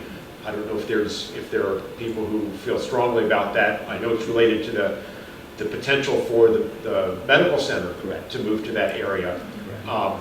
I question whether the state is really going to pay attention to that one at all, unless and until we see the medical center under construction and the consequent traffic increases that would come with it. I know that the town of Easton has long been making these high priorities as well, and I wonder if we might help the case on those and get some attention from the state if we elevate those priority 4A, B, and C to a higher ranking. Do we not remember our meeting when we sat down with SHA that none of them were going to happen anyway, and especially with what's going on right now? I don't disagree with you on that, but if number 1's not going to get done, swapping 3 and 4, and 4 is actually 3 intersections in their little italics at the bottom says an overpass should be planned as a long-term solution because it's not just one intersection, we're talking about 3. So. Gosh, so after that meeting, they didn't have a plan. They had admitted to us that they hadn't even thought about traffic after the bridge is built. Right. So I'm almost more inclined to put 4 in their face with number 1 and say, we've got a serious problem and this is what we want addressed as you're working with your big plan. You know, they're not even interested in St. Michael's. That's well, but I know that's a one thing that has changed since our meeting is that we have a new Secretary of Transportation who hopefully will be less dismissive of our needs. I don't think it's a matter of being dismissive or not. I think it's a matter of there's no money for it. They're going to do their own projects before they get down to county projects. I mean, being that this is 10th year, I mean, nothing's changed. I mean, Corey knows that. Nothing. These are state projects. These are state roads. I think one thing to keep in mind, for example, this list, it used to have Maryland 404 and Dover Bridge on it for it seemed like an eternity. That's right. And so you just never know, like 404, that came about primarily when Governor Hogan got elected and he was trying to spread some money around. So the list is sort of a pie in the sky, but it does have value, you just don't know when. So Dover Bridge stayed on the list for a long time. A very long time. Well, it was Three funded, then it wasn't governors on funded, that then it was list. funded, then it wasn't funded. Yeah, 3 governors. Also, just real quick, the second one's actually new to the list, Yeah. so I just wanted to mention that. So Yeah, how we did had that- discussed that at the local level as far as Wye Oak Room. How did that Yeah, get I'm bumped fine up with to you number guys want to 2? do it either way you're going to move on. I have no problem with taking Yeah, Mr. Lesher's recommendation. Well, why is number 2 number 2? I think because of the accident we had roughly about a year or 2 ago is why that got bumped up. We had an accident, a fatality on Maryland Route 329. That ultimately, I You think. might want to speak up. We had a fatality on Maryland Route 329 a couple of years ago, and I think that's the reason we basically have identified that. So a state highway project, they'd probably be looking at what's going to carry the most people capacity-wise. So by putting that as our priority number 2, if the state looks at that and goes, well, why is that small little road? I mean, I understand, any death that we're dealing with COVID right now, any death is terrible, but that's one incident where these other 3 intersections, if we're talking about moving those up, and with the talk about, the potential 3rd Bay Bridge crossing, as Mr. DeVillio said, those go right along with that. You can add capacity at the Bay Bridge, but if you've got choke points at every traffic light on the way through, Queen Anne's, Talbot, and Dorchester counties, so I don't know that I support number 2 being number 2. So I think I might bump that down. as sad as that one incident is, I don't know if the state's going to look at that as a priority, just like they might not be looking at St. Michael's Road as a priority. The state did say in that meeting too that they don't monitor, they monitor roads for safety by tracking fatalities, not accidents. Accidents also. Oh, they did, because they didn't bring that, they just said fatalities. Okay. Hopefully it is accidents as well. Right. I mean, for the council, I mean, again, this is the list that we would submit to the state. I mean, we could move the 4A, B, and C, that could go up to number 2, if that would be something the council would like. Then move basically, I guess, item number 2 is number 4. Yeah, I'd probably support that. I would support that, because I think we have little, or maybe it's not, but with speeds and things like that, Wye Oak Road, there's some things that I feel like we could do locally that might make it safer versus the other 4. I don't think there's anything else the county can do. And I'll take the hit for it being number 2. I just added it to the list. So it probably isn't an appropriate location to be the second one. So that's So my how about flip-flopping 2 and 4? I would support that. I do think that the evacuation routes on 33 really should remain our number 1. We need to be consistent about that. We need to press the state about that. But I think swapping 2 and 4 so that those Route 50 intersections at Goldsboro, Dover, and Chapel are number 2. And again, it may not happen this year, but they're going to hear from us every year, and they need to hear the same items from us every year. One thing that we might want to consider in future years, and that we discussed briefly with the state transportation folks at MACO, is general pedestrian and bicycle safety improvements. And I think we talked in particular in reference to some of the crossings of the Easton Parkway of Route 322. Might be down at the bottom of the list, but let's not forget that's been an incident. We've had an incident there that's raised that to our attention in this community too. Well, as a process, they actually, they have that every fall. They do the CDP presentation, and so they always have like a pre-meeting with staff, and those type projects are usually done in their district office. So that's when we try and bring those kind of things up. So this fall we'll bring that up with them. Thank you. For the pedestrian crossings. Thank you. Thank you. Okay, so I think we're moving 4A, B, and C up to number 2. And are we pushing number 2 down to be the new number 4? Yes. Okay. So with that modification made to the document, can I get a motion on the document, please? So moved. By Mrs. Price? Second. Second by Mr. Lesher. Any further discussion on the document? Okay, Madam Secretary, please call your roll. Mr. Pack? Aye. Mr. DeVillio, Aye. Mr. Callahan? Aye. Ms. Price? Aye. Mr. Lesher? Aye. Thank you very much. Now, Mr. Risher, we have an airport matter also with MDOT. Yes, sir. This is a new strategy for us this year. I wanted to allay any fears that we're not going to compete with any roads money over there. Obviously, the MAA is the arm of the MDOT that funds our projects here with the state, and their budget has been cut in half over the last couple of years. So where they used to get $4 to $6 million a year to help out with projects at small airports like Easton, fiscal 21, they're a little bit over $2 million. And the year after that, they're down to about 1.6, and that's before COVID. So this was a strategy that we actually came up with folks, our counterparts at MAA. This is to increase visibility at the secretary level. And so this strategy would give our airport a little more visibility at the secretary level with other airports in the state.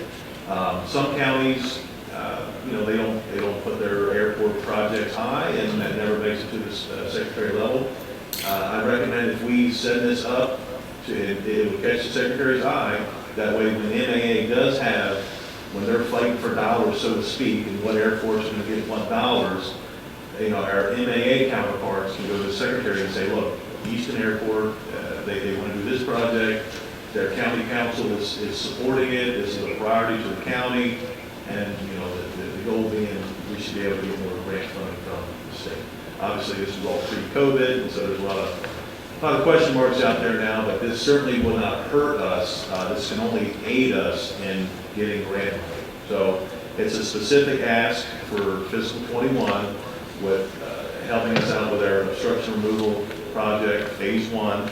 That's we're removing most of the trees and obstacles off of the Black and Decker parcel and some parcels surrounding. So it's a specific ask for this year, and that's the summary of it. So Corey's going for a second here, so how's our council feel? I'll make a motion to support sending that up as a priority to MDOT. Seconded. Okay, so a move and a seconded that we go ahead and do the roadway safety improvement. Madam Secretary, call the roll. Mr. Callahan? Aye. Mrs. DeGilio? Aye. Ms. Price? Aye. Mr. Rush? Aye. It's so moved. Thank you. Motion passed. Thank you. Can I ask real quick, just while we have both of you guys here, would this be a good time to bring up a road abatement to think about or something to think of down the road? Seeger's Corner, I saw that we just tar and chipped it again.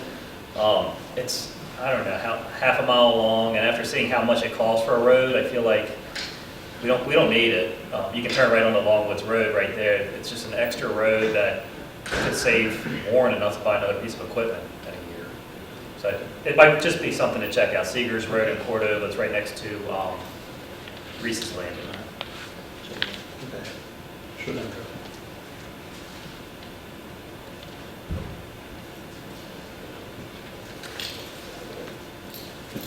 Okay, Corey, we just did the, with Micah with the airport, approved it, we can locate that. Okay, Yep. thank you. Very much, Jeff, thank you. Okay, so council, moving on, we have county manager's report, and Mr. Hollis, I'll turn it over to you. They're having musical chairs over there, so I think it's happening. Okay.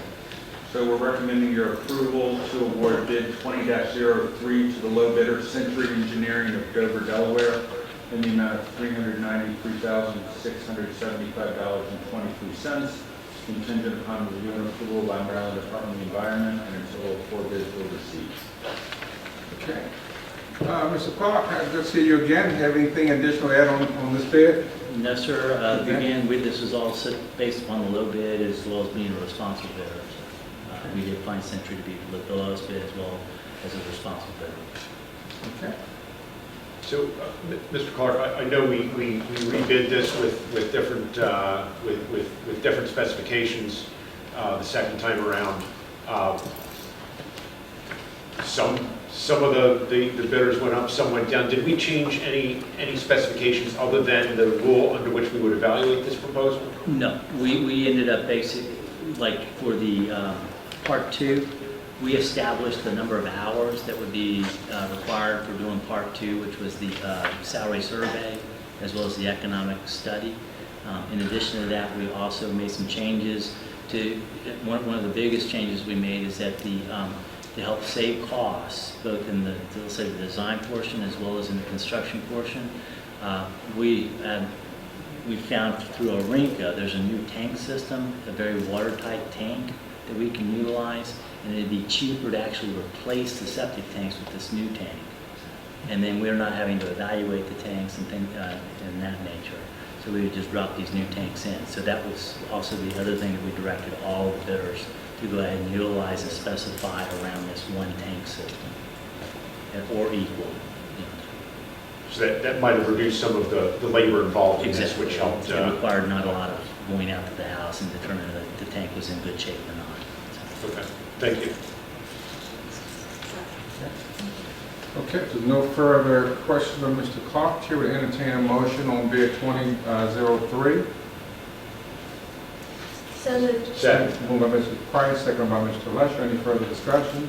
Just one question, Mr. President. Remind me, have we worked with Century before? We have not. They've actually, they're doing design work up at Queen Anne's County. They're doing the step system in Queen Anne's County right now. Okay. Okay, you're comfortable with using some money you haven't used? Yes, and we've been talking with Queen Anne's County about Okay, that. great. Nothing further? Motion and second, Madam Secretary, call your roll on bid 20.3. Mr. Pack?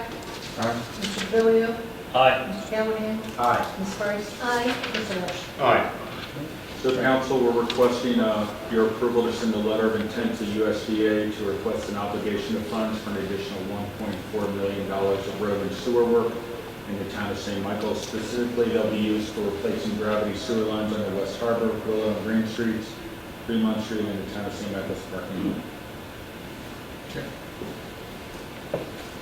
Is there a motion? So moved. Moved by Mr. Lesher, Second. second by Mr. DeVillio. Any comment on the request? Hearing none, Madam Secretary, please call your roll. Mr. Pack? Aye. Mr. DeVillio, Aye. Mr. Callahan? Aye. Ms. Price? Aye. Mr. Rush? Aye. Thank you, Ray. Council, your Director of Economic Development and Tourism is requesting your approval to send a letter of support to the Federal Highway Administration supporting Chesapeake Country National Scenic Byways nomination as an All-American Road. Make a motion? I'll second it. Second by Mr. DeVillio, made by Mrs. Price. And this is somewhat time-sensitive, Council, that's why it is on the agenda this evening. Can we give our Economic Development and Tourism Director a moment to tell us how the significance of this particular move? Sure. Yes, I will. Thank you so much. So we're requesting a letter of support for an All-American Road nomination for the Chesapeake Country Scenic Byway, which starts in Chesapeake City and goes all the way to Smith Island. This is as a result of a bill that was passed by Congress last year, reviving America's Scenic Byways Act of 2019, and our own Senator Ben Cardin was the sponsor of this bill, and Susan Collins, who's a Republican, was his co-sponsor. And this is something that we have advocated for long and hard in the halls of Congress to reopen this byways program. It protects the scenic beauty of a road like the Chesapeake Country Scenic Byway. And for those of you who have been here long enough to know, one of my very first projects was the interpretive plan for the Chesapeake Country Midshore part. The Upper Shore is a National Scenic Byway, and we had planned to ask for designation for the Midshore and Lower Shore for a National Scenic Byway, but we decided to go for an All-American Road nomination instead, which is a higher designation. It is a platinum star when you talk about what type of marketing you can do for a national road. It's particularly appealing to international visitors to follow a byway, and so we really believe that this is a great opportunity for us, and all of the destination marketing organizations and tourism directors on the Eastern Shore are working on this project, as well as our heritage area partners. We're part of the Stories of the Chesapeake Heritage Area, the Dorchester County Heart of Chesapeake Country, and the Lower Shore Heritage Area are all partners in this as well. So all of the Eastern Shore are working together to seek this designation for Chesapeake Country. We're respectfully asking that Talbot County support this nomination. And it has to be up by what date? So the nomination goes in on May the 15th, May 15th. and we're asking that we have our letter by May the 1st so we can pull everything together. It has to be reviewed by State Highways. The State Highways Administration here is a partner in this, and they have to sign off on our application. And this is a program that's administered by the Federal Highway Administration. Okay, so it has some more steps ahead of it, so. Mr. Pack, with enthusiasm, I would move for the letter of support. Thank you. I thought I had a motion We already already. did the motion. Oh, yeah, I'm sorry, yeah. Oh, yeah, sorry. Any more discussion? I thought I had a You can motion. enthusiastically vote for it. I will. By you, by Mrs. Price, second by Mr. DeVillio, so the motion is already on the floor. I think this is a great idea. You know, the more designations or the more attention we can put towards the area, the better for tourism and for people coming in to know that we have those certain designations on our roadways. So I certainly will support this. Thank you. We need a roll. Almost there. Madam Secretary, please call your roll. Mr. Pack? Aye. Mr. DeVillio, Aye. Mr. Callahan? Aye. Ms. Price? Aye. Mr. Lush? Aye. Thank you so much. Thank you. Council, we're requesting your approval to send a letter of support for the Maryland Community for Life Talbot grant application to the Maryland Department of Aging in the amount of $54,796. That would be to hire a part-time driver, support transportation costs, and the salary of a volunteer coordinator, and no county funds are required. I make a motion that we support it. Second it. Motion made by Mr. DeVillio, seconded by Mr. Callahan. This is a grant application to the Maryland Department of Aging for Maryland Community of Life. I'm sorry. And I'm on that committee too. And they reached out to me today and was asking for council's support. All right. Any further comment or discussion? Hearing none, Secretary, please call your roll. Mr. Pack? Aye. Mr. DeVillio, Aye. Mr. Callahan? Aye. Ms. Price? Aye. Mr. Lush? Aye. Council, the last item is your request for your support to send a letter on behalf of the Neighborhood Service Center for their grant application to the National Community Care Corps. It's in the amount of $250,000 to provide non-medical assistance to seniors and caregivers in Talbot County. And if it's approved, the grant funds will be used to recruit and train 60 volunteers to provide home repair services, light cleaning and home services, and transportation and companion services. Excellent. Chair, entertain a motion. So moved. Second. Yeah, jumped over the representative for NSC. It's great. Motion made by Mrs. Price, seconded by Mr. Callahan. Any further discussion, comment? Okay, hearing none, Secretary, please call the roll. Mr. Pack? Aye. Mr. DeVillio, Aye. Mr. Callahan? Aye. Ms. Price? Aye. Mr. Lush? Aye. Thank you. Okay. Are there any public comments came in via email? Do we have no? No comments received. Okay, no public comment received, so we're going to jump on to now council comment. Mr. Lesher, I have nothing further. Mr. Lesher, Mrs. Price, Nothing further? nothing from you. Moving over to my right, Mr. DeVillio, anything from you? Nope. Okay, Mr. Callahan, anything from you? Just one quick thing. I just really appreciate staff, Andy's staff, and Dr. Wadley, and everybody. You know, every day there's a meeting, conference calls, and you guys are in the trenches, and I'm sure council really appreciates it, and you're doing some great work. Thank you. Yes, I certainly echo that as well.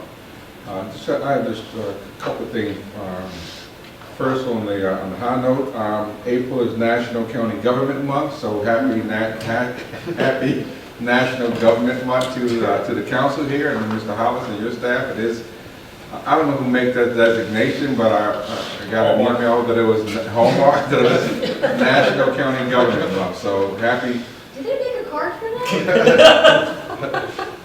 Would you want to receive it? Well, just wanted to pass that along to you all as well.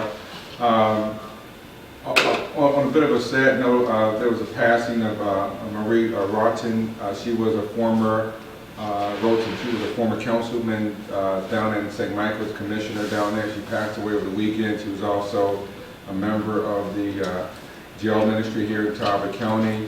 I worked with Marie in that capacity for a number of years. Did send our condolences down to the St. Michael's commissioner in her passing. And Jean Easton responded back. They had nothing but good thoughts and good comments to say about Marie. So I just wanted to make that condolences to her family and to the commissioners of St. Michael's in her passing.